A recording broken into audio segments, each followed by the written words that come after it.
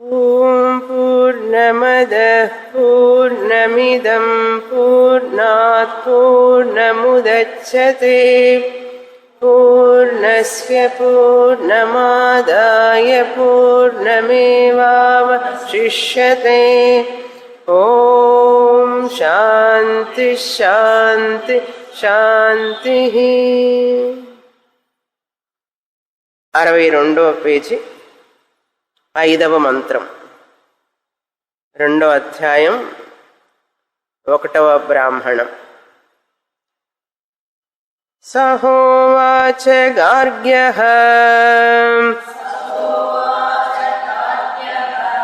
య ఏవాయమాకాశే పురుషః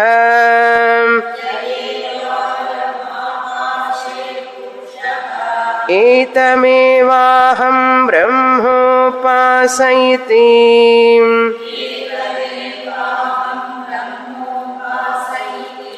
సహోవాచ అజాతశత్రుః మామైతస్మిన్ సంవదిష్టాః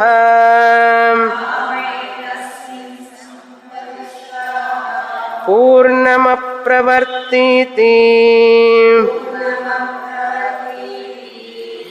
వాహమేతముపాసయితి.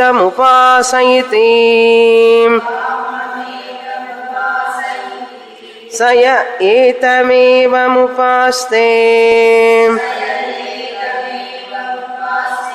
పూర్యతే ప్రజయా పశుభిః. నాన్యస్మాన్ లోకాత్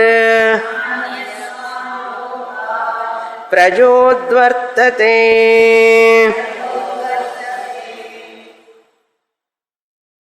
అజాతశత్రు గార్గ్య సంవాదం. ఉపాసన గురించి గార్గ్యుడు అజాతశత్రువు అయిన రాజుకి చెప్తున్నాడు. అజాతశత్రువు అనే రాజుకి తాను చేసే ఉపాసనల గురించి వివరిస్తున్నాడు. ఎటువంటి ఉపాసన చేస్తున్నాను అంటే సూర్యుణ్ణి హిరణ్యగర్భ పురుషుడిగా ఉపాసన చేస్తున్నాను అన్నాడు. చంద్రుడిలో కూడా హిరణ్యగర్భుణ్ణి ఉపాసన చేస్తున్నాను. విద్యుత్ పురుష రూపేణ హిరణ్యగర్భ ఉపాసన చేస్తున్నాను అని 3 ఉపాసనలు చెప్పాడు. అలా చెప్పిన తర్వాత ఇప్పుడు పంచభూతాల గురించి ఉపాసన చేస్తున్నాను అని చెప్పబోతున్నాడు ఈ 5వ మంత్రం నుంచి. అప్పుడు అజాతశత్రువు ఏమన్నాడు అంటే కేవల ఉపాసన వలన ఫలం ఉండదు, మోక్షం రాదు. కేవలం ఉపాసన చేస్తే మోక్షం రాదు. కానీ నేను ఎలా చేస్తున్నాను ఉపాసన అంటే విశిష్ట గుణాలతో ఆ హిరణ్య గర్భుణ్ణి ఉపాసన చేస్తున్నాను. విశిష్ట గుణాలతో, ఆ విశిష్ట గుణాలతో ఉపాసన చేస్తే ఆ విశిష్ట గుణాలన్నీ మనకు వస్తాయి, చాలా ఫలం ఉంటుంది. ఉపాసన 2 రకాలు, సకామ ఉపాసనని నిష్కామ ఉపాసనని. ఇదే ఉపాసనలు సకామంగానూ చెయ్యొచ్చు, నిష్కామంగానూ చెయ్యొచ్చు. సకామంగా చేయడం అంటే ఏమిటో మనకు తెలుసు. ప్రాపంచిక విషయ భోగాలను పొందడం కోసం ఉపాసన చేస్తే అది సకామ ఉపాసన. పిల్లలు కావాలని, ఇల్లు కావాలని, ధనం కావాలని, ఆస్తులు సంపదలన్నీ కావాలని ఈ విధంగా చేస్తే అది సకామ ఉపాసన, ఫలం వస్తుంది. కానీ మనిషి ప్రాపంచిక విషయాల్లో చాలా అభివృద్ధి చెందుతాడు, కానీ ఆధ్యాత్మికంగా అభివృద్ధి చెందడు. ఆధ్యాత్మికంగా అభివృద్ధి చెందడు సకామ కర్మలు కానీ ఉపాసనలు కానీ చేస్తే. నిష్కామ ఉపాసన చేస్తే, నిష్కామ ఉపాసన అంటే ఏ ప్రపంచికమైనటువంటి భోగాలు ఆశించకుండా నిష్కామంగా చేయాలి ఉపాసన. మరి ఏమి ఆశించకుండా చేస్తే ఎట్లా ఫలం వస్తుందండి అంటే నువ్వు అడక్కపోయినా కూడా అది ఫలాన్ని ఇస్తుంది. ఆ ఉపాసన ఏం ఫలాన్ని ఇస్తుంది అంటే కామన్గా అందరికీ ఒకే రకమైన ఫలాన్ని ఇస్తుంది నిష్కామ ఉపాసన. సకామ ఉపాసన అయితే వాళ్ళు కోరుకున్నవి ఆ మనుషులకి ఆ విధంగా ఫలాన్ని ఇస్తుంది. నిష్కామ ఉపాసన అయితే అందరికీ కామన్గా సాధన చతుష్టయ సంపత్తి, జ్ఞాన వైరాగ్యం, వివేక వైరాగ్యాలని ప్రసాదిస్తుంది నిష్కామ ఉపాసన. కనుక మనందరం మొదట్లో సకామ ఉపాసకులమే. ఏదో ఆశించే కదా కర్మలు చేస్తాం, ఏదో ఆశించే ఉపాసనలు పూజలు పురస్కారాలు చేస్తారు. భగవంతుడి కోసం భగవంతుడిని ఆరాధిస్తూ ఎవరండి పూజలు చేసేవాళ్ళు ఉన్నారు? ఏ కొద్ది మందో ఉంటారు. కానీ శాస్త్రం చెప్తుంది కొంతకాలం సకామ ఉపాసనలు చెయ్యి పర్వాలేదు, కానీ అన్ని పూర్తయిన తర్వాత కూడా 60వ సంవత్సరంలో కూడా సకామ ఉపాసనలే చేస్తూ ఉంటే అన్నీ ఇచ్చాడు భగవంతుడు.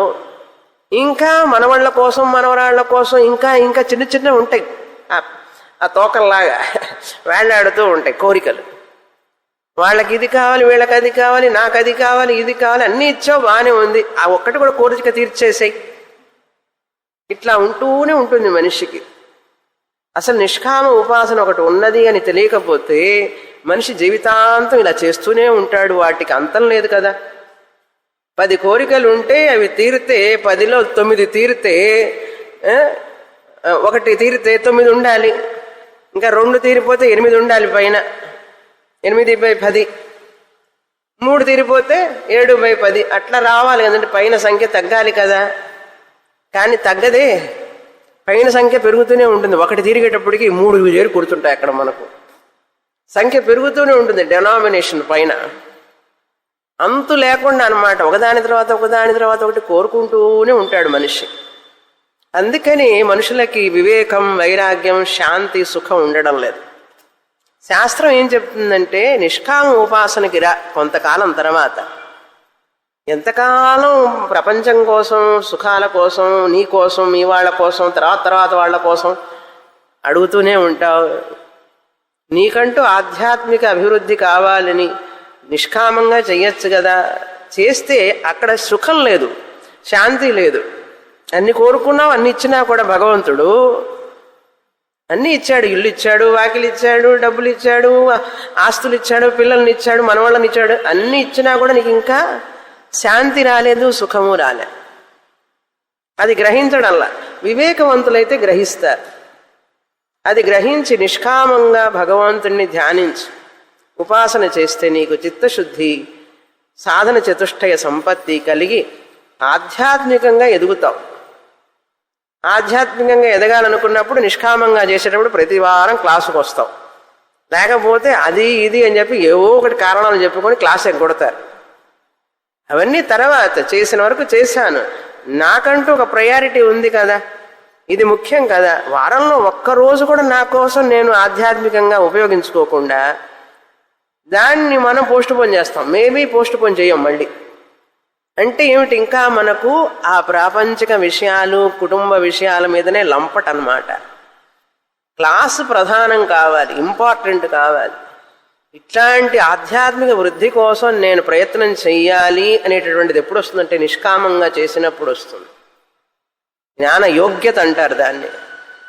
ఆ చిత్తశుద్ధి బాగా వచ్చినప్పుడు జ్ఞాన యోగ్యత వస్తుంది. అప్పుడు సోమవారం క్లాసు ప్రైమరీ, మిగతా పనులన్నీ సెకండరీ. అట్లాంటి స్థితి రావాలి మనస్సుకి. అది వచ్చేటప్పటికే 10 సంవత్సరాలు పడుతుంది. ఈ లోపల గురువు గారు ముసలివాళ్ళు అయిపోతారు. ఇంకా ముసలాళ్ళు వాళ్ళు స్టూడెంట్ ముసలాళ్ళు అయిపోతారు. గురువు గారు కూడా వృద్ధాప్యం పెరుగుతూ ఉంటుంది. అప్పుడు ఇంకేం అర్థం చేసుకుంటారు? కనుక మనిషి నిష్కామంగా చేస్తే త్వరగా జ్ఞాన యోగ్యత వస్తుంది. అప్పుడు శాంతి వస్తుంది, సుఖము వస్తుంది. చూడండి, అక్కడ ఎన్ని చేసినా శాంతి లేదు, సుఖం లేదు.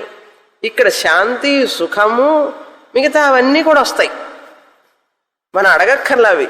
ఆయన ఏమన్నాడు కృష్ణ పరమాత్మ, నన్ను గనక ఆరాధిస్తూ నా కోసం వాళ్ళు చదువుతూ వస్తూ పూజలు చేస్తే నేను మిగతావన్నీ చూసుకుంటా అన్నాడు. ఇల్లు నేనే ఇస్తాను, సర్వెంట్ నేనే ఇస్తాను, ఆస్తులు పాస్తులు అన్నీ నేనే ఇస్తాను, ఆరోగ్యం ఇస్తాను, పిల్లల్ని ఇస్తాను, మనవాళ్ళని ఇస్తాను, మనవరాళ్ళని ఇస్తాను, అన్నీ ఇస్తాను అన్నాడు. ఆ సంగతి మర్చిపోతాం మనం. ఆ శ్లోకం గుర్తుంటే కదా ఎంత అమాయకులమో అజ్ఞానంలో ఉన్నామో తెలుసా మనకు. అన్నీ ఆయన ఇస్తానంటున్నాడు.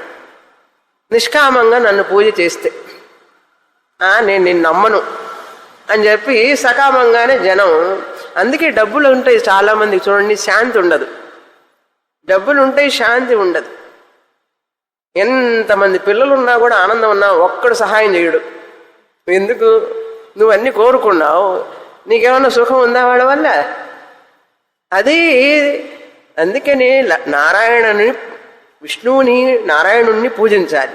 లక్ష్మి కూడా వస్తుంది ఆయనతో పాటు. మనం ఏం చేస్తామంటే ఆయన్ని అక్కడ పెట్టేసి లక్ష్మిని మాత్రం పూజిస్తాం. ఆయన అంటుంది ఆయన లేకుండా నేను ఎక్కడి నుంచి వస్తాను అంటుంది. వస్తుంది, లక్ష్మి రూపంలో వస్తుంది, కానీ ఆ లక్ష్మి సుఖాన్ని ఇవ్వదు, శాంతినివ్వదు. చెప్పేటప్పుడు వినేటప్పుడు బాగానే ఉంటుంది. ఈ విషయం గుర్తుండాలి కదా, అది వేరే సంగతి. గుర్తుపెట్టుకోవాలి. మళ్ళీ మనకేంటంటే మర్చిపోవడం అనేది మనకు ఒక మన ప్రివిలేజ్.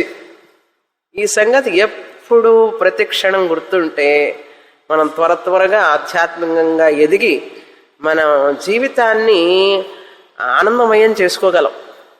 అది ఇప్పుడు హిరణ్యగర్భ ఉపాసనకి సకామ ఉపాసన నుంచి నిష్కామ ఉపాసనే, కానీ అందులో కూడా విశిష్ట గుణాలతో పూజ చేస్తే, ఉపాసన చేస్తే దానివల్ల ప్రయోజనాలన్నీ చెప్తున్నారు అజాతశత్రువు. కనుక కేవల ఉపాసన గురించి నాకు చెప్పవాకు, నేను చేసేది విశిష్ట గుణాలతో చేస్తున్నాను, ఇట్లాంటి ఫలాలన్నీ వస్తాయి అని చెప్పి ఇప్పుడు ఆకాశ ఉపాసన గురించి చెప్తున్నారు. 5వ మంత్రంలో సహోవాచ గార్గ్య, గార్గ్యుడు చెప్పాడట, యహ ఏవ అయం ఆకాశే పురుష. హిరణ్య గర్భుణ్ణి ఈ ఆకాశ రూపంలో, ఆకాశ పురుష రూపేణ హిరణ్య గర్భ ఉపాసన నేను చేస్తున్నాను అన్నాడు. ఏతం ఏవ అహం బ్రహ్మ ఉపాస ఇది, నేను ఉపాసన చేస్తున్నాను అన్నాడు. అప్పుడు అజాతశత్రువుడు సహోవాచ అజాతశత్రు, అజాతశత్రు ఏమన్నాడు, మామై తస్మిన్ సంబదిష్టాః, ఆ విషయం నాకు చెప్పవాక నాయన, అదేముంది కేవల ఉపాసన, దానివల్ల మోక్షం రాదు, నిష్కామ ఇట్లా విశిష్ట గుణ ఉపాసన చేస్తేనే మోక్షం వస్తుంది అని పూర్ణం అప్రవర్తీతి వా అహం ఏతముపాస ఇది, నేను ఎవరినైతే పూజ చేస్తానో తెలుసు, ఉపాసన చేస్తానో తెలుసా, పూర్ణం అప్రవర్తీతి. పూర్ణం అప్రవర్తీతి అంటే ఎటువంటి అసంగుడు అని అర్థం. అప్రవర్తీతి అకర్త అని అర్థం, అకర్త అని అర్థం. అప్రవర్తనం అంటే ఏమిటి? పని చెయ్యడం. న ప్రవర్తనం అప్రవర్తనం.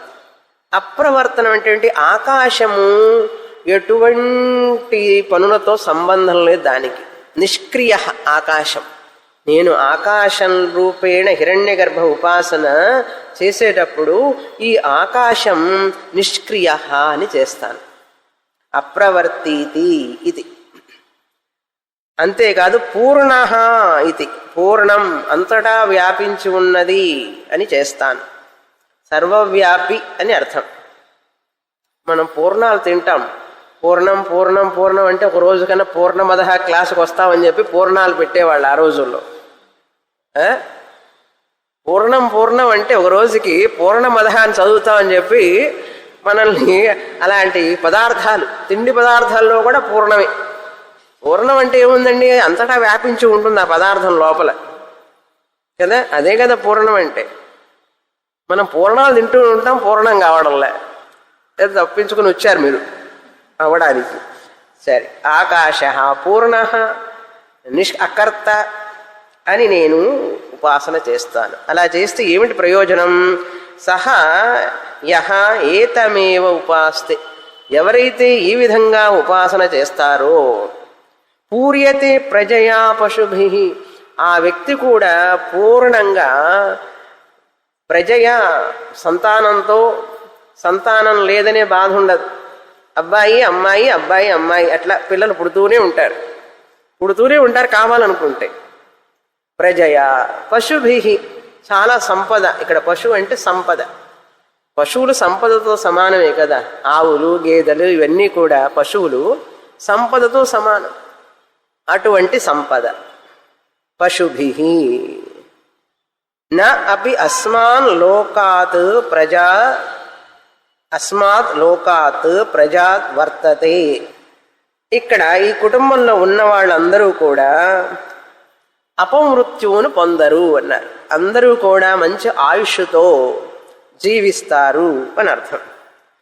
పొందిన సంతతి అంతా కూడా అబార్షన్ ఉండవండి. No abortion. పుట్టిన తర్వాత పిల్లలు చనిపోవడం అట్లాంటిది ఉండదు. అపమృత్యు ఉండదు. యాక్సిడెంట్లు ఉండవు. మధ్య మధ్యలో బాధలు రావడం, ఆపద మృత్యు రావడం అనేది ఉండదు. ఇలా పూర్ణంగా చేస్తే పూర్ణ ఆయుష్ అని అర్థం. పూర్ణంగా చేస్తే పూర్ణ ఆయుష్. మొన్న పోయిన వారం పేపర్లో వచ్చింది చూసారా? 109 ఏళ్ళు బతికాడు ఒక ఆయన. మొన్ననే బర్త్డే చేసుకుంటున్నాడు. 109 ఏళ్ళు. ఏమిటయ్యా సీక్రెట్ నీ ఆరోగ్యానికి అని అడిగితే చెప్పానా పోయిన వారం? చెప్పలేదు. ఏమిటి అంటే ఆహార నియమాన్ని పాటిస్తాను, రోజు వాకింగ్ చేస్తాను. ఆయనకి మనవాళ్ళు మనవరాళ్ళు ఎంతమందో తెలుసా? 35 మంది. పిల్లలు 11 మంది. 11 మంది ఉండడం వలన హాయిగా ఉన్నాడు. ఎందుకంటే ఒకడు చూడకపోయినా ఇంకోటి చూస్తాడు. ఒకడికి ఆర్థికంగా లేకపోతే ఇంకొకటికి ఆర్థికంగా ఉంటే వాడు చూసుకుంటాడు తండ్రిని. ఇప్పుడు ఒకడిని కనేటప్పటికి ఏమైంది? వీడి పరిస్థితి ఎట్లా ఉంటుందో ఏమో, వీడు ఎట్లా చూస్తాడో ఏమో, వచ్చే కోడలు ఏముంటుందో ఏమో, ఇదంతా గొడవ అనేది. 11 మంది పిల్లలు, 35 మంది మనవాళ్ళు మనవరాళ్ళు. అందరితో ఆడుకుంటూ పాడుకుంటూ ఆనందంగా. సెక్యూరిటీ చూడండి ఎంత security. This is called man power అంటారు. అన్ని చేతులు, 2 చేతులు ఉంటేనే మనకి ఎంత సపోర్ట్గా ఉంది. పిల్లలందరూ చేతులతో సమానమే కదా, సపోర్ట్ అంటారు. కనుక 5-6 ఉండాలి పిల్లలు కనీసం. అర్థమైందా? Minimum 5-6, maximum 8-9. 109 ఏళ్ళు అండి ఆయనకి. ఏం లేదు, బ్లడ్ ప్రెషర్ లేదు, షుగర్ లేదు, ఏమీ లేదు, హాయిగా ఉన్నాడు.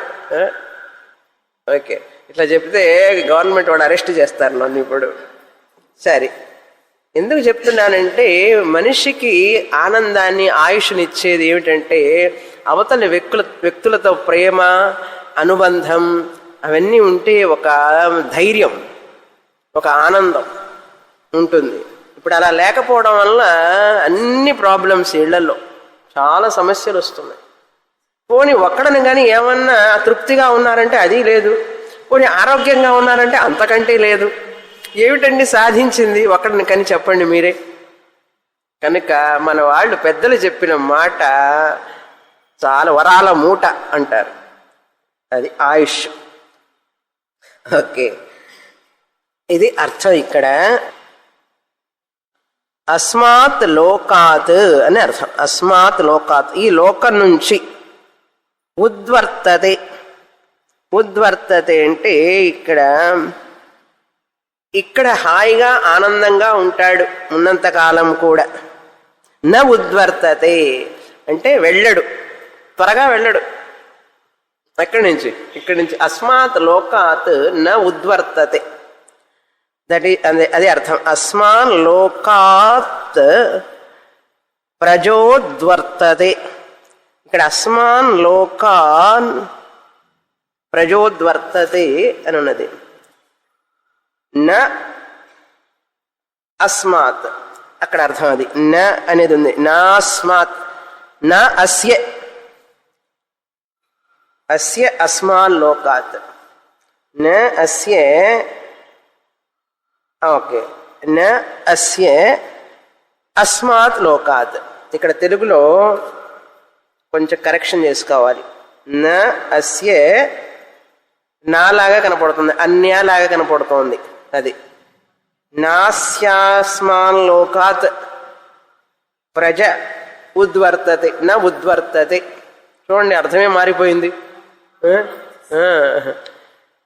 న అస్య అస్మాత్ లోకాత్ ఉద్వర్తతే. అన్న అనేది ఇక్కడ చేర్చుకోవాలి. న ఉద్వర్తతే. ఈ లోకంలో నుంచి వాళ్ళు అల్పాయుష్తో మరణించరు అని అర్థం. ఆకాశం అంతా పూర్ణంగా భావించి ఉపాసన చేస్తే కనుక ఈ పంచభూతాలనే వాటిని ఉపాసన చేయడం చాలా విశిష్టం శాస్త్రంలో. చిదంబరం చూడండి, ఆకాశ లింగం చిదంబరం, ఆకాశలింగంగా అక్కడ ఉపాసన చేస్తారు. ఆకాశ దేవత హిరణ్య గర్భుణ్ణి ఆకాశ రూపంలో చిదంబరంలో. కనుక కొన్ని కొన్ని క్షేత్రాలు, అనేకమైన క్షేత్రాలలో అంటే స్థలాలలో ఆ పరమాత్ముణ్ణి పూజించడం. సూర్యుడు ఒక క్షేత్రం, చంద్రుడు ఒక క్షేత్రం. క్షేత్రం అంటే భూమి, స్థలం. విద్యుత్తు ఒక స్థలం. అదే విధంగా చిదంబరం ఒక స్థలం, క్షేత్రం. సో ఆ భగవంతుణ్ణి ఆ క్షేత్రాలలో అంతటా ఉన్నాడు. కానీ ఒక క్షేత్రంలో మనం ఆరాధించడం మన యొక్క సంస్కృతి. కాళహస్తిలో వాయులింగంగా ఆరాధించడం, తిరువణ్ణామలైలో అగ్నిలింగంగా ఆరాధించడం, జంబుకేశ్వరంలో జలలింగంగా ఆరాధించడం, కాంచీపురంలో పృథ్వీలింగంగా ఆరాధించడం. చాలామంది మద్రాసులో ఉండి కూడా కాంచీపురానికి పోకుండా ఉంటారు. ఫస్ట్ టైం నేను ఒకసారి కాంచీపురానికి తీసుకెళ్తానంటే నేను వస్తానండి అన్నారు. మీరందరూ చూడలేదా అని అడిగా. వెళ్ళలేదండి ఎప్పుడు అని అంటారు. ఇక్కడే ఉండి కాంచీపురానికి పోకుండా ఉంటారు ఎవరన్నా? మేమైతే చిన్నప్పుడు, నాకు 8 ఏళ్ళు 9 ఏళ్ళు ఉన్నప్పుడే కాంచీపురంలో 2 బల్లులు ఉంటాయి, వెండి బల్లి, బంగారం బల్లి, దాన్ని తాకాలి, మెట్లెక్కి పైకి ఎక్కాలని చెప్పి వింటూ ఉండేవాళ్ళం. అక్కడి నుంచి ఈ బల్లిని చూడటానికి వచ్చేవాళ్ళం. ఈ కాంచీపురంలో ఉన్నటువంటి బల్లి పైన అది ఎక్కి మెట్లెక్కి దాన్ని తాకి వెళ్ళేవాళ్ళం. అక్కడ ఎక్కడైనా బల్లి మీద పడ్డా ఏం చేసినా అది గుర్తుకొస్తుంది. ఇప్పుడు అక్కడికి వెళ్ళి తాగి వచ్చామంటే ఇంక ఈ బల్లి దోషం ఉండదు అని అంతటి దూరం నుంచి కాంచీపురానికి వచ్చేవాళ్ళం. కానీ ఇక్కడున్న వాళ్ళు సిటీ లైఫ్, బిజీ అంతా సినిమా ప్రపంచం మద్రాస్ అంటే. కానీ ఇక్కడున్న వాళ్ళే చూడరు కొంతమంది. కాంచీపురం ఒకటి ఉంది, వెళ్ళాలనే తెలియదు వాళ్ళకి అసలు. పవిత్ర క్షేత్రం తిరువణ్ణామలై, చిదంబరం అన్నీ పక్కపక్కనే.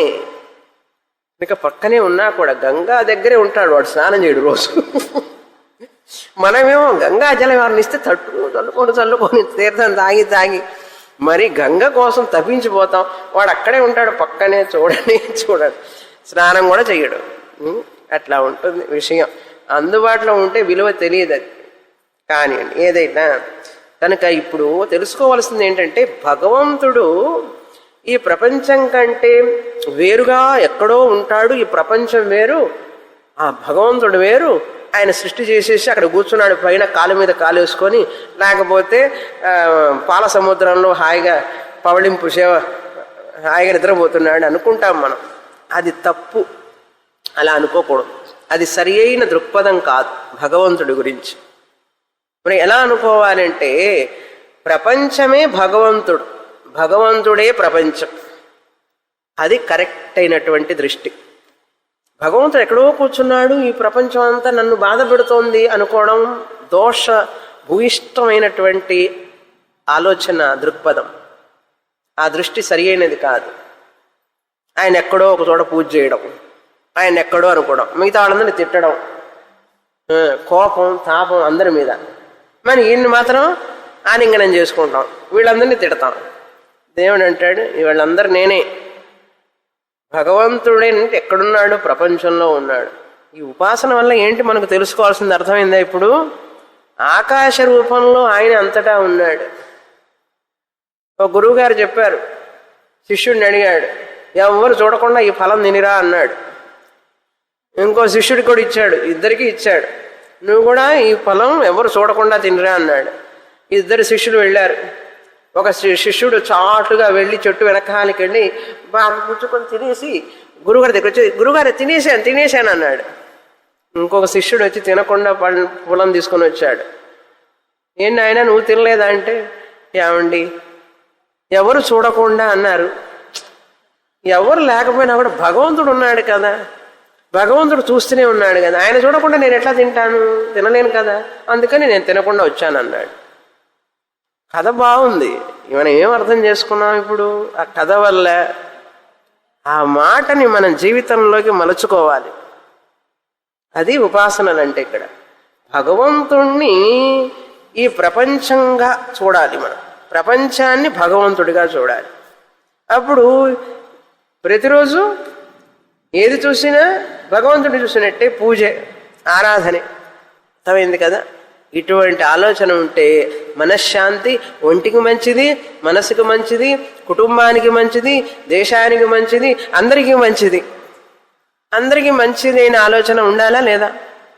గుర్తుపెట్టుకోవాలా లేదా? గుర్తుపెట్టుకొని ఆచరించాలి. అది పంచభూత రూపాలలో ఈశ్వరుణ్ణి ఉపాసన చేయడం, అదే అర్థం అని అర్థం. తర్వాత మంత్రం చదువుతాం. 6వ మంత్రం 63వ పేజ్. సహోవాచ గార్గ్యః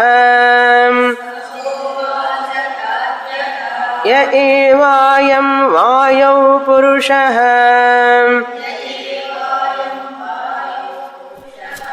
ఏతమేవాయం బ్రహ్మోపాసయితి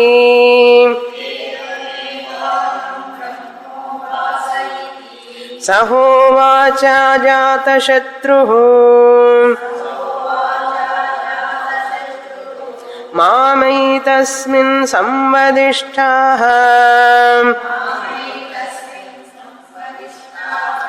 ఇంద్రో వైకుంఠో అపరాజితః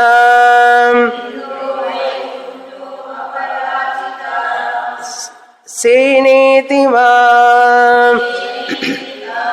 అహమేవముపాసయితి సహాయః ఏతమేవ ఉపాస్తే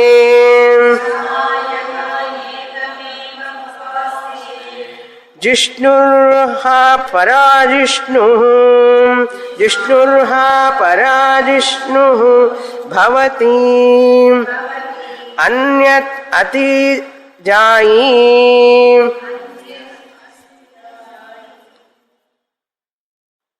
అన్యత్ త్వయి జాయి. వివరించి చెప్తాను, చెప్పేటప్పుడు మీనింగ్ అర్థం చెప్పేటప్పుడు చూస్తాం. జాయి అన్యతః తస్య, అన్యః అన్యస్తస్య, జాయి అన్యస్తస్య. ఇప్పుడు గార్గ్యుడు వాయువు గురించి చెప్తున్నాడు. ఆకాశం తర్వాత వాయువు. ఈ వాయువు నేను హిరణ్యగర్భ రూపేణ, వాయు హిరణ్యగర్భ రూపేణ, లేక వాయు రూపేణ, వాయు పురుష రూపేణ హిరణ్యగర్భ ఉపాసన. ఆకాశం తర్వాత వాయువు కనుక నేను వాయువుని గురించి ఇలాగే ఉపాసన చేస్తాను అన్నాడు. అన్నప్పుడు మరి అదే మాట అజాతశత్రువు, అలా చెప్పకు, నువ్వు చేసేది కేవల ఉపాసన, నేను చేసేది విశిష్ట గుణాలతో కూడినటువంటి ఉపాసన అన్నాడు. ఆ ఏమిటా విశిష్ట గుణాలు అంటే ఇంద్రః వైకుంఠః అపరాజిత సహ ఏవ ఇతి సేవేతి. సహ ఏవ ఇతి. ఆ హిరణ్యగర్భ పురుషుడు, హిరణ్యగర్భ అంటే ఎవరు? జడం, జగత్తు జడం, జగత్తంతా కూడా ఆ ఈశ్వరుడు వ్యాపించి ఉన్నాడు. ఇక్కడ హిరణ్యగర్భుడు అంటే ఏమిటి? అన్ని దేవతలకు అధిష్టాన రూపం హిరణ్యగర్భుడు. హిరణ్యగర్భుడు అంటే ఈశ్వరుడు అని అర్థం, పరమాత్మ. ఆ పరమాత్మ ఈ జగమంతా వ్యాపించి ఉన్నాడు కనుక ఆ జగత్తులో ఉన్నటువంటి పరమాత్మ అని అర్థం. చైతన్య రూపంగా ఉన్నటువంటి పరమాత్మ, చైతన్య రూపంలో ఉన్నటువంటి పరమాత్మ నేను ఉపాసిస్తున్నాను అన్నప్పుడు ఈ విధంగా ఇంద్రః, చాలా శక్తిమంతుడిగా. ఇంద్రః, ఇక్కడ ఇంద్ర అంటే శక్తిమంతుడు అని. ఇంద్రః, అందుకని ఈశ్వరుడికి ఇంద్రః అని మరొక పేరు. ఇంద్రో మాయావి పురురూప ఈయతే. ఇంద్ర అంటే అదొక పేరు ఈశ్వరుడికి, పరమాత్ముడికి. చాలా శక్తిమంతుడు అని అర్థం. వైకుంఠః, వైకుంఠః అంటే ఇక్కడ వైకుంఠం అంటే శీఘ్రగతిగా ప్రయాణించేవాడు అని అర్థం. వైకుంఠ అంటే ఫాస్ట్ మూవర్, చాలా శీఘ్రంగా. వాయువు ఎంత త్వరగా ప్రయాణం చేస్తుంది. వాయువుని శీఘ్రగతి కలిగినటువంటి వాయువుగా 7 రకాలైనటువంటి వాయు గణాలు ఉన్నాయి. ఆ 7 గణాలు మళ్ళీ 7 రకాలుగా వాయువుని ఇస్తాయి మనకు. గాలిని పిల్లగాలులు, తెమ్మెరగాలులు, ఈదురుగాలులు అంటారు చూసారా. మనం చాలా అంటాం ఈదురుగాలులు, సుడిగాలులు, ఇలా చెప్పుకుంటూ పోతే మొత్తం 7 49 రకాల గాలులండి. వాడికి గాలి పట్టింది అంటారు. అదేమిటో ఆ గాలి, అదొక రకమైన గాలి అనుకోవాలి. రకరకాలైనటువంటి వాయుతత్వాలు ఉన్నాయి. వింజామరం లాంటి గాలి, రకరకాలైనటువంటి. మనకే ఫ్యాన్ ముందు కూర్చుంటాం కాబట్టి ఎప్పుడు మనకు తెలియదు అసలు ఏ గాలి ఎప్పుడు ఏమొస్తుందో మనకే. ఉదయం పూట మీరు ఫ్యాన్ లేకుండా కూర్చొని చూడండి. అసలు ఉదయం పూట వచ్చే గాలి ఒక రకంగా ఉంటుంది, మధ్యాహ్నం ఒక రకంగా ఉంటుంది. ఆ గాలి వేగం కూడా చూడండి ఒక రకంగా ఉంటుంది, డిఫరెంట్గా ఉంటుంది. అది చూసి అది స్పర్శ అనుభవించి సమయం లేదు మనకు, ఆల్రెడీ ఆక్యుపైడ్. అందువల్ల ఫ్యాన్ లేకుండా కొద్దిసేపు కూర్చుంటే ఆ గాలి యొక్క స్పర్శ మనకు తెలుస్తుంది. ఆ ఫ్యాన్ కూడా 5లో ఫుల్లో ఉంటుంది ఎప్పుడు. ఒక్కోసారి గాలి శబ్దాన్ని ఇస్తుంది, ఆ శబ్దం వస్తుంది, గాలి శబ్దం వస్తుంది. అది వినాలంటే ఈ శబ్దం ఉండకూడదు. కరెంటు పోయినప్పుడు ఒకటే గందరగోళం, కరెంటు పోయింది అని చెప్పి. అప్పుడు కరెంటు పోయినప్పుడేమో కరెంటు పోయిందని గొడవ, కరెంటు ఉన్నప్పుడు టీవీ గొడవ. కనుక మనిషికి ఎప్పుడు గొడవే. ప్రకృతిలో నుంచి ఎప్పుడైతే నువ్వు విడిపడిపోతావో అప్పుడు నీకు అశాంతి. అందుకని చెట్లు, చేమలు, ఆకాశము, నక్షత్రాలు, కొండలు, వాగులు, వంకలు చూస్తూ ఉంటే బ్లడ్ ప్రెషర్ రాదు. టీవీ సీరియల్ చూస్తే బ్లడ్ ప్రెషర్ వస్తుంది. టీవీలో యూట్యూబ్లో కూడా కొంచెం ఆధ్యాత్మికమైన కార్యక్రమాలు వింటుంటే పర్వాలే, మనసు పోవాలి కదా వాటి మీదకి. అవి చూస్తామండి. 6 సీరియల్ చూస్తే ఒక్క వేదాంతం క్లాస్ వింటారు. కంపారిటివ్లీ అవి ఎక్కువ కదా, వాటి ముందు ఇది దుమారం కొట్టుకుపోతుంది ఈ ఒక్క క్లాసు విన్నదంతా కూడా. మనం చూసే 10 సీరియల్స్, సినిమాలు, క్రికెట్ మ్యాచ్లు, అన్ని మ్యాచ్లు చూసి టీవీలో ఈ వేదాంతం క్లాస్ ఎక్కడో గాలికి ఎగిరిపోతుంది. అందుకే మనుషులకి మెరుపు వస్తున్నది చూడండి, మెరుపులు, ఉరుములు.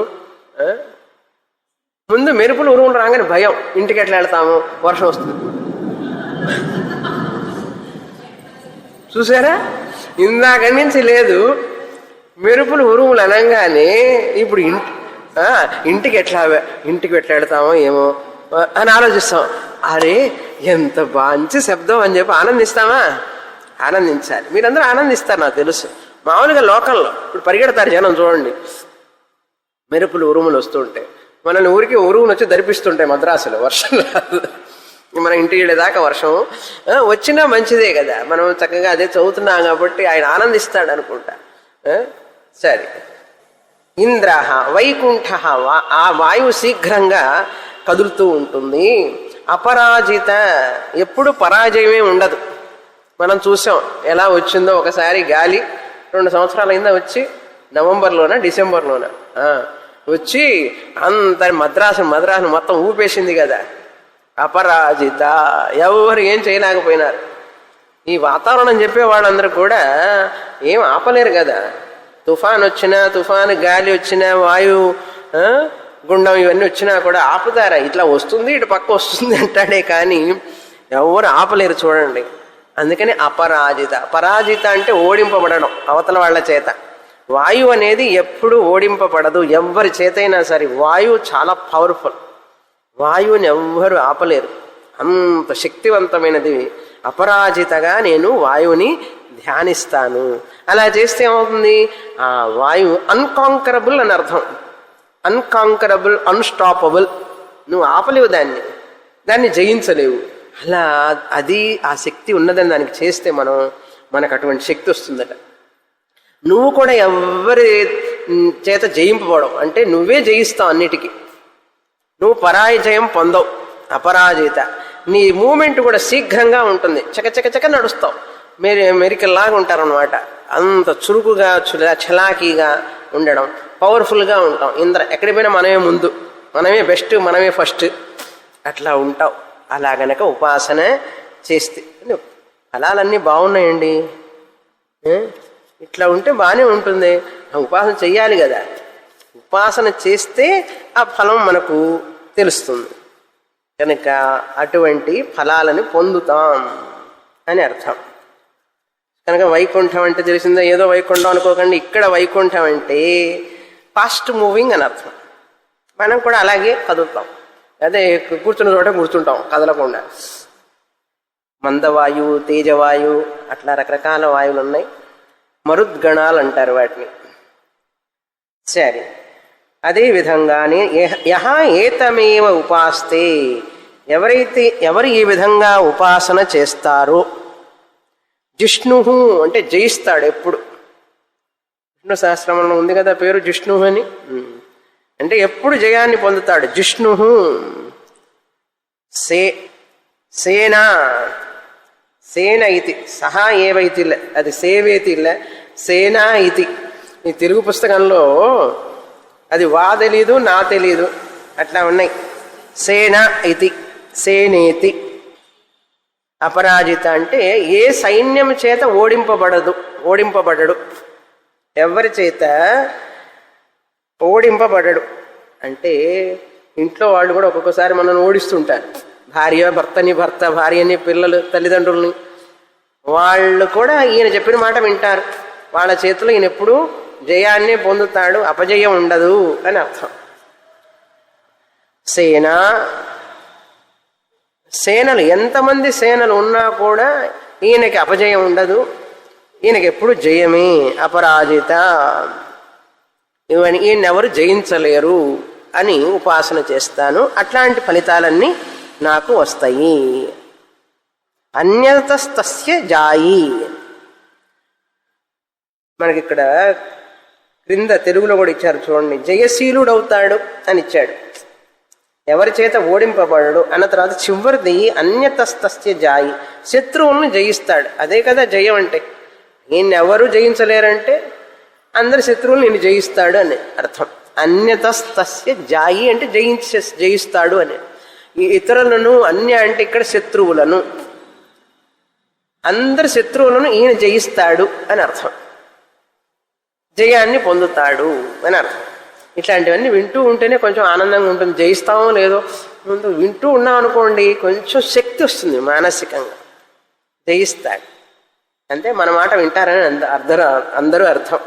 మన మాట వింటారు, మనమే రాణిస్తాం అన్నిట్లో కూడా, ఓడిపోం అని అర్థం. సరే, ఇప్పుడు 7వ మంత్రం చదువుతాం. పోయినసారి రాసుకున్నది చూడండి. సహోవాచ గార్గ్యః యః ఏవాయమగ్నౌ పురుషః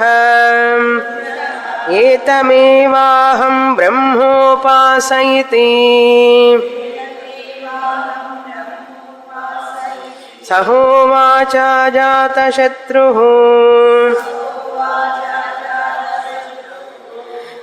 మామైతస్మిన్ సంవదిష్టాః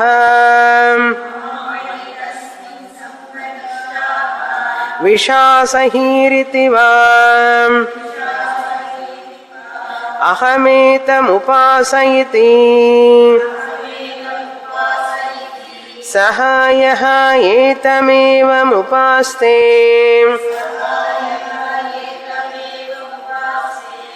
విశాసహీః భవతి. విశాసహీర్హాస్యం ప్రజా భవతి. విశాసహీః, అక్కడ విశాసహీః హ భవతి. కలిపి చదివేటప్పుడే విశాసహీః సహిర్హ భవతి. ఇది కూడా చాలా ముఖ్యమైన మంత్రం. అగ్ని ఉపాసన. ఇప్పుడు అగ్ని రూపేణ హిరణ్యగర్భ, అగ్ని పురుష రూపేణ హిరణ్యగర్భ ఉపాసన చేస్తాను అని చెప్పాడు. ఎవరు? గార్గ్య చెప్పినప్పుడు మీరేమన్నారు? ఆ విషయం నాకు చెప్పకు, నేను విశిష్ట గుణాలతో ఉన్న అగ్నిని ఉపాసన చేస్తాను అన్నాడు. ఏమిటి ఆ విశిష్ట గుణాలు అని అంటే, విషాసహి. విష్ అంటే ఆహుతి అని అర్థం. ఆహుతి. సహిహి అంటే సహన శక్తి, సహించే శక్తి. అగ్నిలో మనం వేసేవన్నీ కూడా, ఆహుతులన్నీ కూడా అగ్నిదేవత తీసుకుంటాడు. మనం ఏం వేసినా సరే చూడండి, అన్నీ సహిస్తాడు ఆయన. ఎందుకు ఇది వేశావని అనడు, అన్నీ సహిస్తాడు. ఆహుతులేమిటి, ఎన్నెన్ని వేస్తాం. ఆ భోగి మంటలు వేసేటప్పుడు ఎన్నెన్ని వేస్తాం, అందులో తుక్కు దుమారం అంతా వేస్తాం. ఆయన ఏమన్నా అంటున్నాడు, ఇటువంటి మురికివన్నీ వేస్తావు, పనికిరానివన్నీ వేస్తావు నాలో అని అనడు. ఆయనకి సహన గుణం చాలా ఎక్కువ అని నేను అలా ఉపాసన చేస్తాను, నాకు సహన గుణం వస్తుంది అలా చేయడం వలన. విష ఆసమంతాత్ సహతే ఇది విషాసహి. ఆసమంత అంటే పూర్ణంగా సహన గుణం ఉండాలి మనిషికి. మనం కూడా భోజనం చేసేటప్పుడు లోపల జఠరాగ్ని ఉంది కదా, మనం ఎన్ని డంపు చేస్తాం లోపలికి. నాలుకకి రుచిగా ఉంది కదా అని చెప్పి లోపల పొట్టలోకి వేసేస్తాం. అన్నీ సహిస్తాడు ఆయన. ఉడకనిది ఉడకనివన్నీ పంపిస్తాం లోపలికి. పాపం అగ్నిదేవుడు ఎట్లా భరిస్తాడు చూడండి. అదే భిక్ష తినేటప్పుడు కూడా సన్యాసికి కూడా అంతే. మనం అనుకుంటా ఆహా భిక్ష తింటున్నాడు అనుకుంటాం. రకరకాల నూనెలు, రకరకాల వంటలు, రకరకాల పదార్థాలు మెదలకుండా తినాలి. సహనం కావాలి. సన్యాసికి కూడా చాలా సహనం కావాలి భిక్ష తినాలంటే. ఒకే కూర 30 రోజులు వచ్చేది అనుకోండి, మాట్లాడకుండా తినాలి. పాపం తెలియదు కదా ఒక స్టూడెంట్కి ఎవరు చేసిందో తెలియదు. అందుకే వాళ్ళు చేసుకొచ్చేది వాళ్ళు చేసుకొస్తూ ఉంటారు. అట్లా కొన్ని విషయాలలో మన సహన శక్తి కావాలి. కుటుంబంలో ముఖ్యంగా భార్య భర్త చెప్పే మాటలను విని సహనంతో ఉండాలి.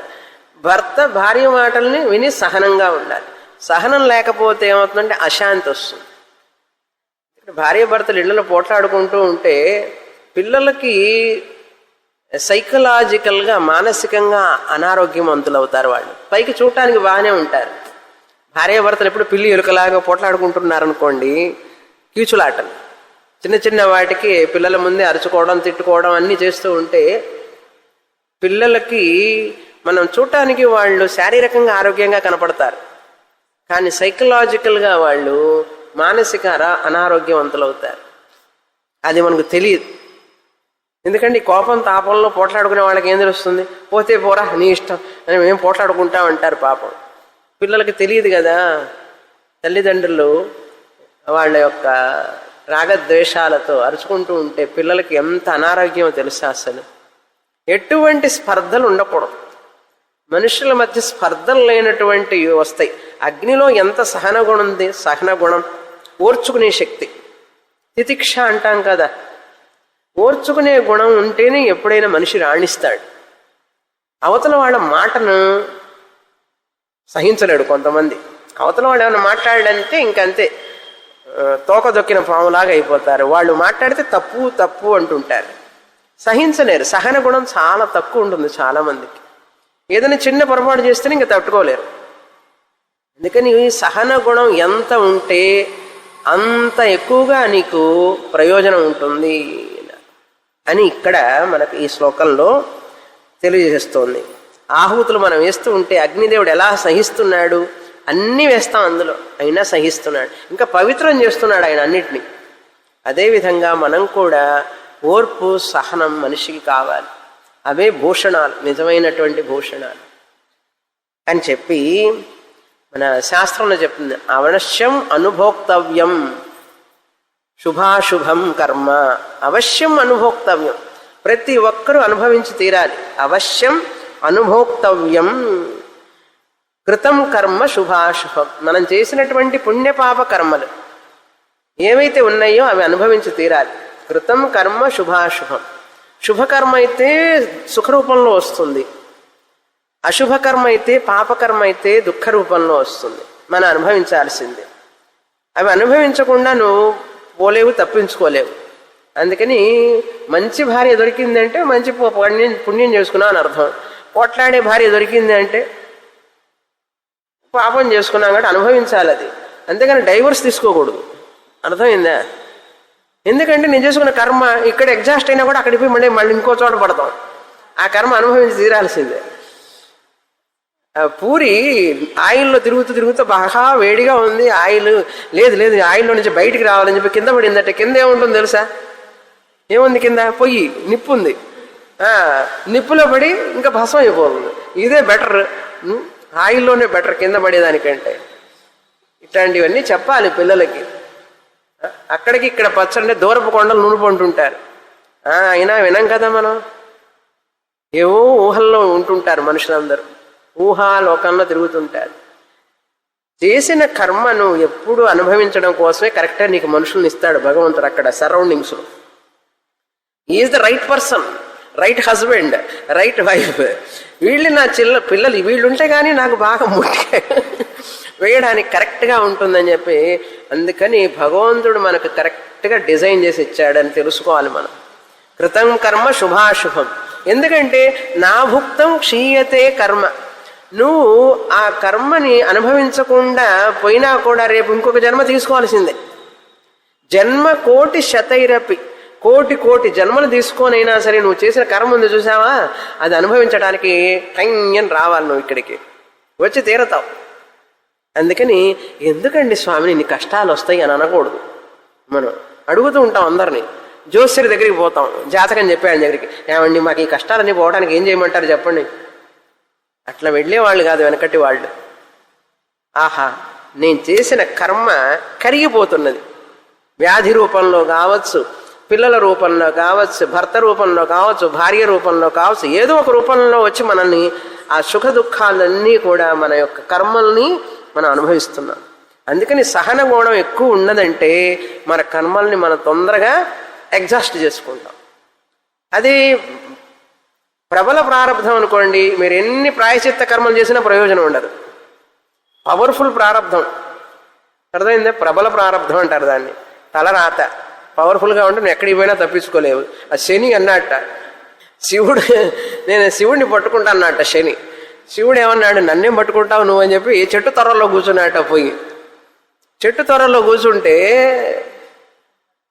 శని భగవాన్ వెళ్ళి అడిగాట, బాగున్నావా, కులాసాగా ఉన్నావా అంటే, బాగున్నాను. నువ్వు నన్ను పట్టుకోలేదుగా. శివుడు అన్నాడు, నేను నిన్ను పట్టుకోవడం ఏమిటి, నువ్వు ఈశ్వరుడి, జగత్తుకు కారణమైనటువంటి ఈశ్వరుడు, నువ్వు చెట్టు త్వరలో కూర్చోవడమే నేను పట్టుకోవడం అన్నాడు. అర్థమైందా? చెట్టు త్వరలోకి పోయి దాక్కునేటువంటి అవశ్యం నీకు ఎందుకు వచ్చింది? నేను పట్టుకోబట్టి వచ్చిందని. అందుకని ఎవరు తప్పించుకోలేరు, దేవుడు అంతటి వాడు కూడా. విష్ణుమూర్తికి పాపం ఏమైంది చూసారా? మోహిని అవతారం తీసుకొని వచ్చాడు, శివుడు పరిగెత్తాల్సి వచ్చింది. రకరకాలుగా స్టోరీలు చెప్తారు మనకు. మనం మాత్రం ఇంట్లో ఏది సహించలేం. అందుకని ఇట్లాంటి కథలని చదువుతూ ఉంటే, వింటూ ఉంటే కొంచెం ఓర్పు వస్తుంది. ఓర్చుకునే శక్తి రావాలి మనిషికి. కనుక ఏంటి చివరికి తాత్పర్యం అంటే, అట్లాంటి ఉపాసన గనక చేస్తే నాకు ఈ విధమైనటువంటి ఫలితం వస్తుంది అని చెప్తున్నారు. సహా ఏవ ఉపాస్తే విషాసహి భవతి. ఆ వ్యక్తి కూడా ఏ అనుభవాలు వచ్చినా సరే, ఇక్కడ విష అంటే ఏమిటి? ఆహుతి. ఆహుతి అంటే ఏమిటి? ఆబులేషన్. మనకు జీవితంలో వచ్చే అనుభవాలు, ఏ యొక్క పరిస్థితులైనా సరే, ఈవెంట్స్ అండ్ ఎక్స్పీరియన్సెస్, అవన్నీ కూడా సహతే, సహిస్తాడు మనిషి.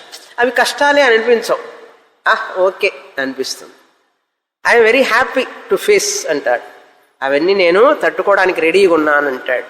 అలా ఉండాలి. అది చిన్నదానికి పెద్దదానికి అన్నిటికీ అయ్యో అయ్యో అయ్యో అంటుంటే ఏమవుతుంది? మనిషి కుంగి కృషించిపోతాడు. అది విషాసహి సహతే. ఆ యొక్క అనుభవాలని ఏది వచ్చినా సరే, ఏ అనుభవాన్ని అయితే సహిస్తాడు. విషాసహి అస్యే ప్రజాభవతి. పిల్లలు కూడా సహనంతో కూడిన వాళ్లే వస్తారు. పిల్లలు కూడా అంటే భార్య కూడా అని అర్థం. భార్య కూడా మంచి ఓర్పు ఉన్న భార్య వస్తుంది, లేకపోతే భర్త మంచి ఓర్పున్న భర్త వస్తాడు, భార్య కానీ, పిల్లలు కూడా మంచి ఓర్పున్న పిల్లలే పుడతారు. లేకపోతే వాడి ఓర్పు లేకపోతే తల్లిదండ్రులకి వాళ్ళకి అశాంతి. అందుకని మన పిల్లలకు కూడా సహనం ఉంటేనే తల్లిదండ్రులకు శాంతి. అర్థమైందా? వాడికి ఓర్పు లేదండి అస్సలు అంటుంటారు చూడండి. మన పిల్లలకి ఓర్పు లేదనుకోండి, అస్సలు చిన్న చిన్న దానికి కోపం వచ్చిందనుకోండి, తల్లిదండ్రులకి ఎంత కష్టం, దేనికి ఓర్చుకోలేరు.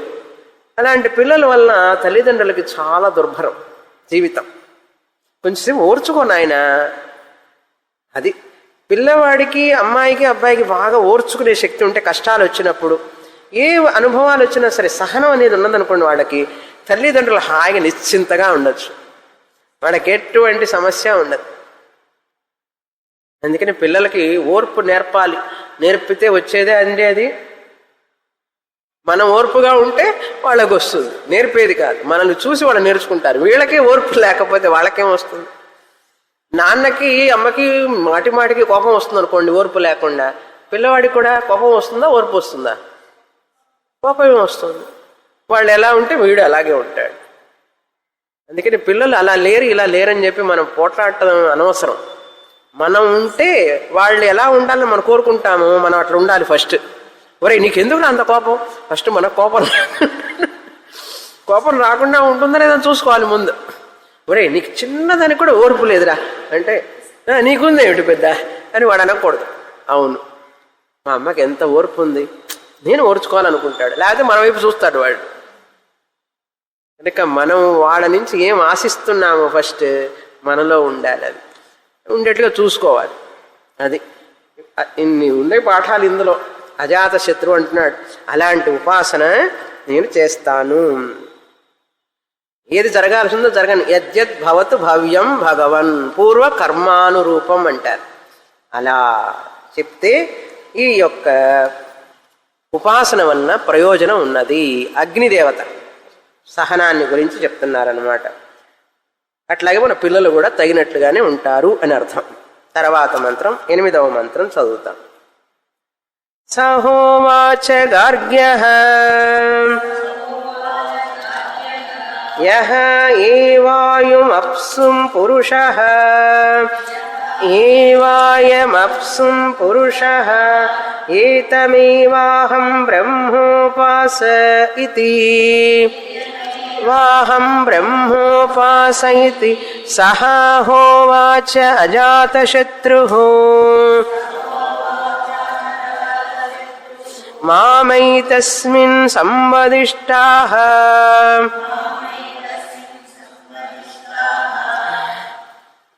ప్రతిరూప ఇతి వా అహమేతముపాసయితి సహాయః ఏతమేవముపాస్తే ప్రతిరూపం హైవైనం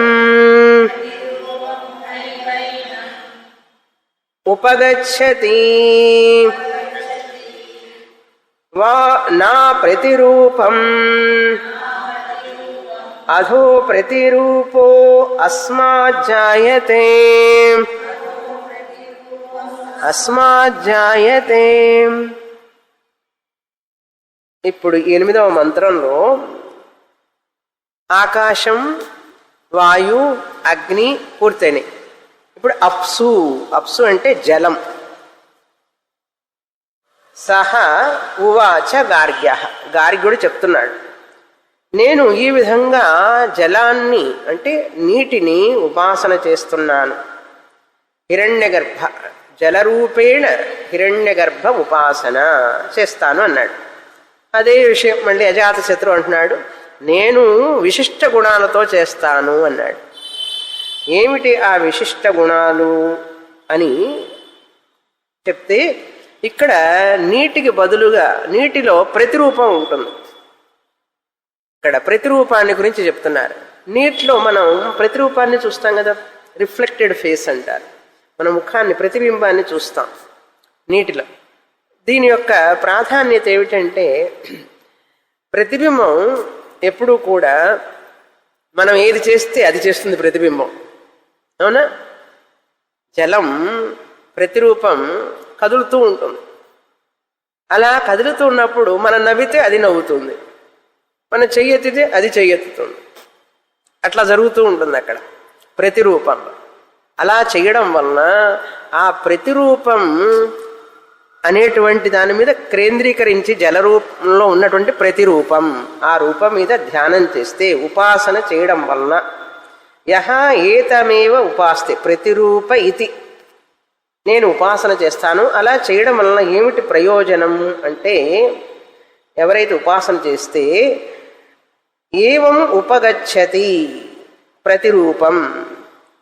ఇక్కడ మనం చదివేటప్పుడు ప్రతిరూపం హ ఏవ ఏనం ఏనం ఉపగచ్చతి హైవే హైవైవ ఇరుక హ ఏవ ఏనం ఉపగచ్చతి. అతడు దీనిని పొందుతాడు, ప్రతిరూపమైనటువంటి లక్షణాలన్నీ పొందుతాడు. ఆ ఉపాసన చేసేవాడికి అనుగుణమైనటువంటి వస్తువులే పొందుతాడు. ఇది చూడండి, మనం ఏం చేస్తే అది చేస్తుంది కదా ప్రతిరూపం. ఎందుకంటే మన ప్రతిరూపం కనుక. మనం నవ్వితే అది నవ్వుతుంది, మనం కోపంగా ఉంటే అది కోపంగా ఉంటుంది. ఏమండి, ఇది ఒక ఉపాసని.